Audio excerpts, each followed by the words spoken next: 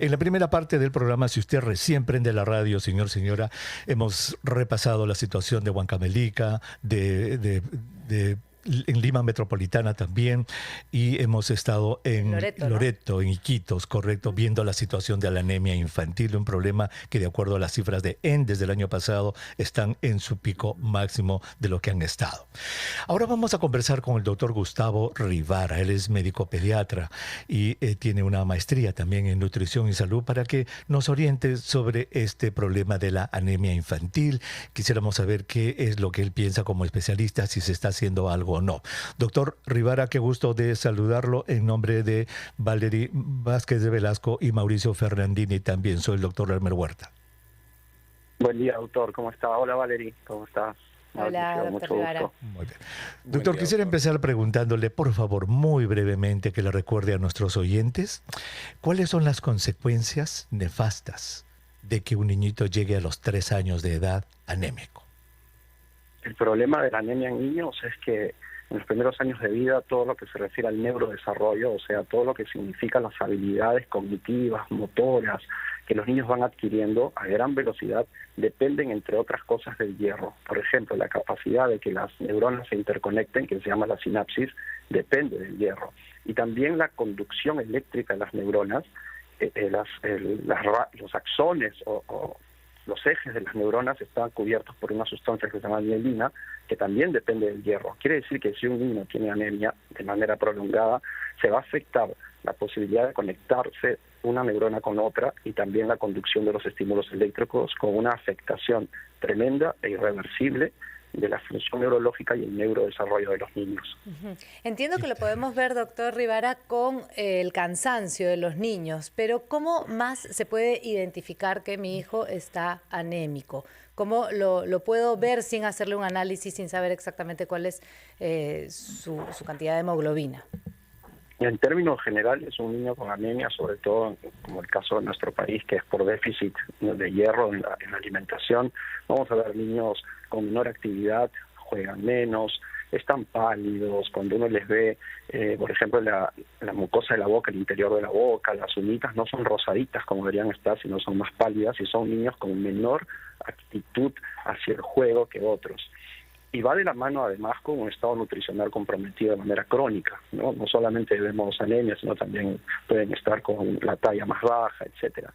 Es triste ver que 1 de cada 2 niños en nuestro país, y eso que en algunos lugares es mucho más, tienen anemia de manera crónica, y eso compromete notablemente la parte cognitiva, o sea, aprenden mucho menos que los demás.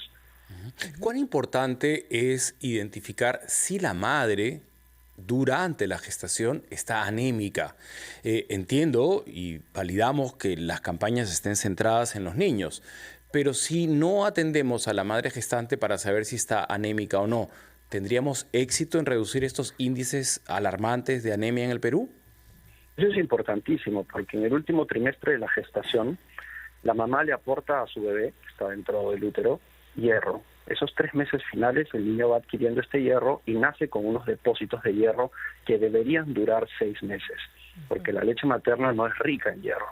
Y a los 6 meses que se acaban estas reservas, comienzan a comer y deberían empezar a comer alimentos ricos en hierro.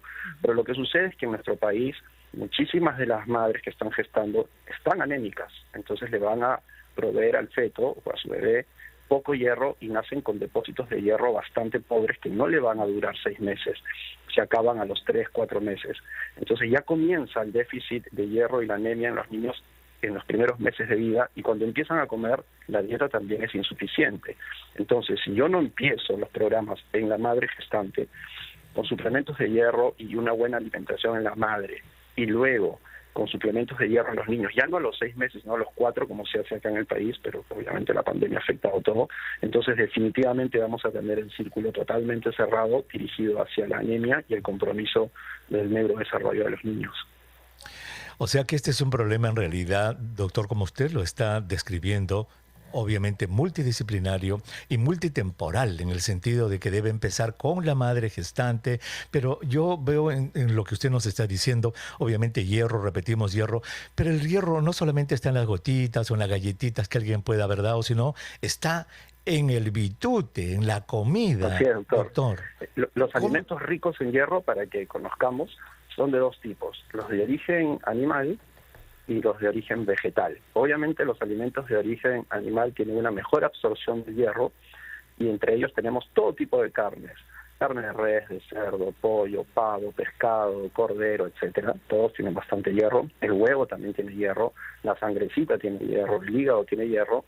Y en los alimentos de origen vegetal tenemos las menestras, todos los garbanzos, los frijoles, las lentejas, etcétera. Tienen bastante hierro, y también algunos vegetales como por ejemplo los verdes, etcétera, tienen, pero la absorción es menor. Si yo quiero aumentar la absorción del hierro en los alimentos, debo acompañar la dieta con vitamina C, o sea, con cítricos. Si al niño le sirvo un plato de lentejitas, le pongo pues una salsita con limón, o el postre una naranjita, y debo alejar el calcio. Entonces no le debo dar de postre leche, porque si no voy a comprometer la absorción del hierro. Y aquí es donde entra, doctor, discúlpeme, este enorme problema en el que nuestro país está inmerso, que es la inseguridad alimentaria, ¿verdad? Que es este nombrecito tan elegante para decir hambre, que estamos con hambre, o sea, la gente no tiene que comer, ¿verdad? Usted ha descrito una lista tan maravillosa de alimentos, pero allí en Huancavelica, en Iquitos, etcétera, no hay. Entonces, quisiera preguntarle, usted como observador, como experto, ¿ve de que el gobierno está reaccionando, el Ministerio de Salud, doctor? ¿Hay reacción? ¿Ve usted que hay planes, programas que se hayan dado a conocer? No veo. Hace algunos años empezó la lucha frontal contra la anemia, que estaba muy bien estructurada, al parecer. La pandemia y todos los líos políticos que tenemos ahora hacen que la gente, las autoridades no estén dándole el valor a este trabajo sobre la anemia, que en realidad no es simplemente hoy qué voy a hacer, sino es un trabajo continuo, y los resultados los vamos a ver en el presente, a mediano y a largo plazo. Pero se tiene que empezar a trabajar, pero no veo un plan de acción para luchar contra esto. Y el efecto es devastador para un país entero, porque tenemos seres humanos con menor capacidad cognitiva, de comprensión, de aprendizaje, etcétera. Entonces es algo que nos envuelve a todos. Doctor, digamos que en un mundo ideal sí le podemos dar los alimentos a un niño que ha tenido anemia. ¿Se pueden revertir los efectos? ¿Qué es lo que ocurre en un niño que tuvo anemia 1, 2, 3 años y comienza a alimentarse bien? Es cierto que el desarrollo neurológico y el cerebro humano tienen mucha plasticidad, y podemos de alguna manera arreglar algo, pero hay efectos que sí son prácticamente irreversibles, ¿no? Porque cada día, cada hora del neurodesarrollo infantil, sobre todo en los primeros meses de vida, son tremendos. Entonces yo puedo hacer algo para parar el deterioro, pero muchos de los efectos y los daños neurológicos van a quedar. Entonces la idea es empezar ya y no esperar más tiempo, porque cada día que pasa es un día perdido del desarrollo infantil. Dentro de la pregunta que le hacía sobre cómo reconocer a un niño, también hemos visto algunos pequeños que tienen como que el pelo más claro. ¿Ese también es un indicador de anemia? ¿El qué, perdón? El pelo, el cabello más claro. Claro, eso son consecuencias de la desnutrición crónica en general, ¿no? Cuando hay malnutrición y faltan macronutrientes o micronutrientes. Los macronutrientes son los carbohidratos, las grasas y las proteínas, y los micronutrientes son minerales y vitaminas. Se compromete todo el organismo, la calidad de la piel, la calidad del pelo, las uñas, etcétera. Doctor Rivara, sabemos que tenemos un ejecutivo lentísimo, burocratizado, centralista, que tarda mucho en llegar a Huancavelica, donde hemos estado con nuestra compañera Tania, o a Loreto. Si las madres y los padres los están escuchando en este momento, antes de ir a una medicación por prevención, ¿qué alimentos podrían dar? No sé, lentejas, sangrecita de pollo, de una manera preventiva, no esperar que el Estado llegue a solucionar el problema, sino ellos, ¿cómo podrían reaccionar para evitar estas lesiones irreversibles en el desarrollo neurológico de sus pequeñitos?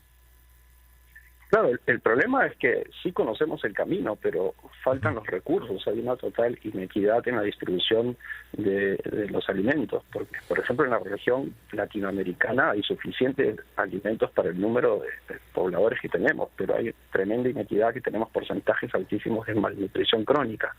Entonces, es porque los sistemas, las políticas alimentarias, las políticas de salud no están bien estructuradas, no se priorizan, y hay muchísimos niños a quienes no le llegan. Entonces yo le puedo dar toda una capacitación a las madres de una determinada población y me van a entender, pero no tienen los recursos para establecer políticas alimentarias. Correcto. Doctor Rivara, hagamos una cosa. Le ruego, por favor, que nos permita tomar una pausa. Cuando regresemos le voy dejando una pregunta. Soñar no cuesta nada, dicen. Soñar no cuesta nada. En un mundo ideal, ¿cómo debería ser, digamos, un plan de solución de este gravísimo problema de la anemia infantil? Lo dejo con eso, por favor, para cuando regresemos después de la pausa. Están en el estudio central de RPP Noticias, quien les habla, doctor Elmer Walt en Washington. Si usted recién prende la radio, señora, durante toda la hora hemos tocado el tema de la anemia infantil. El doctor Gustavo Rivara, él es médico pediatra, máster en nutrición y salud, está con nosotros. Sabemos que tiene pacientes que lo están esperando, doctor Rivara. De verdad, muchísimas gracias por dedicarle estos minutos a los oyentes de RPP Noticias. Quiero dejarle esta última pregunta que le había hecho antes de ir a la pausa, por favor, para que nos diga. Soñar no cuesta nada, dicen, doctor. ¿Cómo debería ser un abordaje, digamos, bien hecho desde el punto de vista de salud pública para enfrentar este problema de la anemia infantil? El abordaje debería ser enfocarnos desde antes de la concepción de los niños. Significa trabajar en las poblaciones, los niños, los jóvenes, en lo que se refiere a la educación sexual, educación nutricional, adecuados programas nutricionales en las escuelas y también adecuada información nutricional a las familias para que sepan alimentarse bien, obviamente teniendo los recursos para esto. Y luego, durante la etapa de la gestación, tener un programa muy estricto de control de la hemoglobina de las madres, programas nutricionales para las gestantes, para empezar bien con un niño con adecuados depósitos de hierro, que llegue a los 6 meses con una adecuada cantidad de hierro y que empiece una alimentación complementaria a los 6 meses y que tengan las madres capacitaciones para saber alimentar a un bebé de 6 meses con alimentos ricos en hierro y, de ser necesario, los suplementos de hierro también entre los 4 y 6 meses para no estar corrigiendo anemia, sino estar evitando que se establezca una anemia en los niños desde antes de ser concebidos. Fabuloso.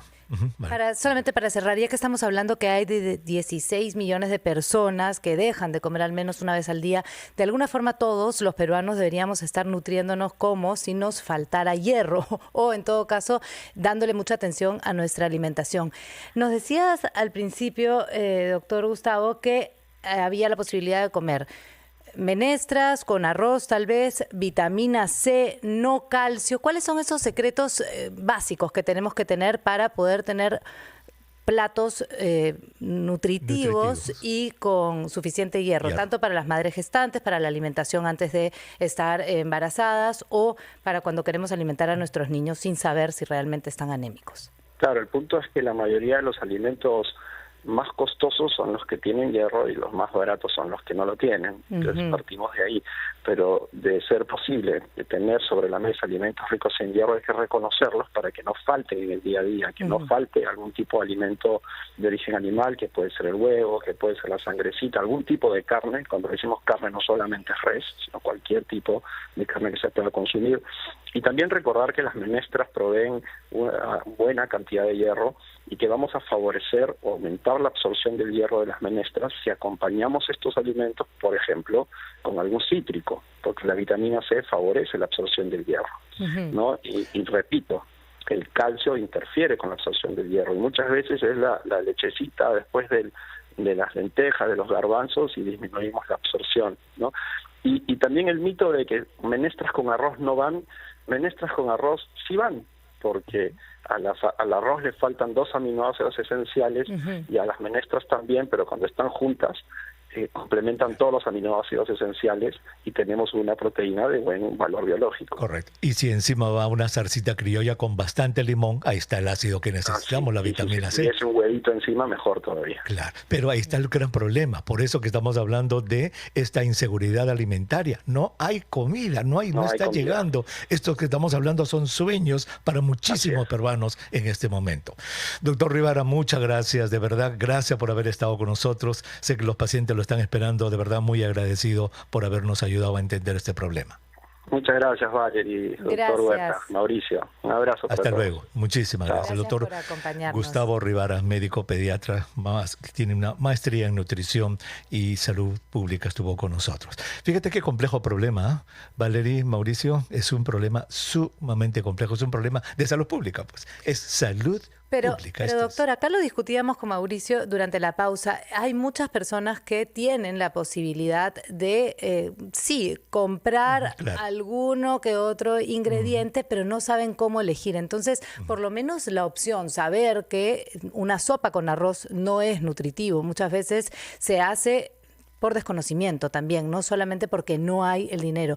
Por ahí que puedes elegir comprar las menestras, mezclarlas con arroz, hacer un buen plato nutritivo, ponerle un tomate y ya estás dándole una comida a tu hijo que sí funciona, ¿no? Pues Valerie, gracias por darnos ideas para Espacio Vital. Esa va a ser, digamos, nuestra tónica. Vamos a pedir esto, cómo construir, entre comillas, platos saludables que nos permitan una buena absorción de los diferentes elementos. Es un buen tema, Valerie, tienes toda la razón. Y ese secreto que nos ha dicho el doctor Rivara también de tener cuidado con el calcio, ¿no? Porque hay justamente en esa mezcla algunos alimentos que pueden restar en lugar de sumar, y así también pues tener esos secretitos, ¿no? Esas claves. Y nos quedamos en espera del plan desde el Ministerio de Salud. ¿Cuál es su estrategia de comunicación para llegar a todas las mujeres que están gestando? Si se han hecho el examen correspondiente, si en estos 3 últimos meses de gestación ellas tienen esa cantidad de hierro necesario o no. ¿Cómo están yendo casa por casa ahora que se puede finalmente revertir esta cifra penosa, doctor, que nos acompaña desde hace varios años? Desde hace muchos años somos el país con el índice de niños anémicos más alto de la región. Así es, y bueno, lamentablemente la pandemia agravó muchísimo de esto, pero como nos dijo el doctor, no hay reacción. Él, que es un especialista, él está aquí mirando todo este tema, él no ve reacción del gobierno. El doctor Rivara, no veo reacción, dijo, y eso es lo triste, porque los gobiernos para eso están, ¿verdad? Es igual que el Plan Nacional del Cáncer que comentábamos esta mañana en la primera edición de la rotativa. Se escribieron los reglamentos para este Plan Nacional del Cáncer con toda pompa en agosto del año pasado. Sale este año, en el mes de marzo, el reglamento. Y ellos mismos se ponen sus tareas y dicen, en estas 16 disposiciones complementarias, el INEM va a hacer esto, el MINSA va a hacer esto. Y encima de ponerse las tareas, se ponen fechas. Dice, para tal fecha ya debe estar esto. Y ninguna se ha cumplido. No hay nada. No. Todas están fuera de plazo a estas alturas.